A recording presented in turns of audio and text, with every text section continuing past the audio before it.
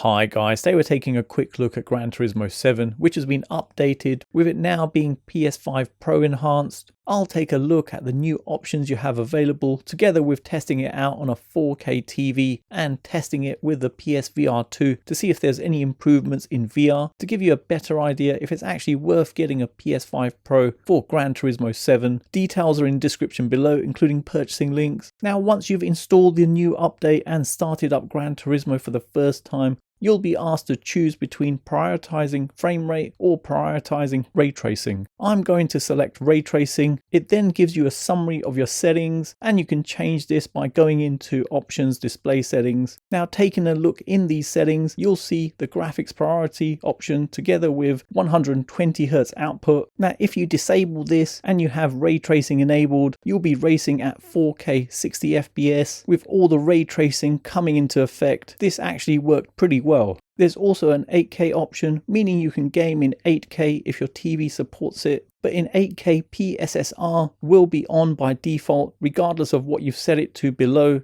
I couldn't test this as my TV is just 4K. Then there's VR positional reprojection settings for PlayStation 5 Pro. This enhances the visual experience by making the VR gameplay smoother and clearer, and this feature helps to reduce motion blur and improve overall fluidity of the game, but they do say it could cause some undesirable effects. And finally there's PSSR on PlayStation 5 Pro, which helps to enhance the visual quality of games by analyzing and improving the resolution of the images in real time. Testing this out, I'll be testing on Tokyo Expressway with the weather conditions set to cloudy with torrential rain. On a 4K TV, I've got 120 Hz turned off and ray tracing is on with PSSR enabled. So this is running at 4K 60 FPS. Gameplay feels really good with this. Graphically, it looked really good with a great level of detail, subtly enhanced with the ray tracing, looking very impressive. I'd say it's all very subtle. Picture quality feels slightly sharper with anything in the distance, but you'd have to go in close to tell. But even then, it's all very subtle. Turning on 120 Hz and gameplay is very smooth with you getting around 100 FPS performance. It's very impressive, giving quite a good experience. Comparing the two, I'd go for this mode with 120 Hz turned on to give a smooth racing experience. In terms of difference between the PS5 Pro and the original PS5, the difference I'd say is very subtle with it being slightly sharper, but I'd say the ray trace difference doesn't blatantly stand out. But if you look closely, you can see it is slightly sharper. Over to VR, and this was pretty good regardless on the original PS5, giving an excellent level of immersion. But on the PS5 Pro, the picture quality seems sharper, especially for the clarity levels of the side mirrors and the cars in front of you that are in the distance. With the VR positional reprojection set to on, the experience felt really good and very smooth. The only oddity was with the HUD display, which went a little bit weird, like it was tearing. Here's a camera view inside my headset to give you a better idea of what it looked like, and it does look worse the faster you're driving. Now turning off VR positional reprojection, it looked fine, so I guess it was just a little bit buggy since it's just been released. The picture quality in VR still had a little bit of graininess, but overall I'd say the experience did feel smoother with an ever so slightly sharper picture quality, feeling really good.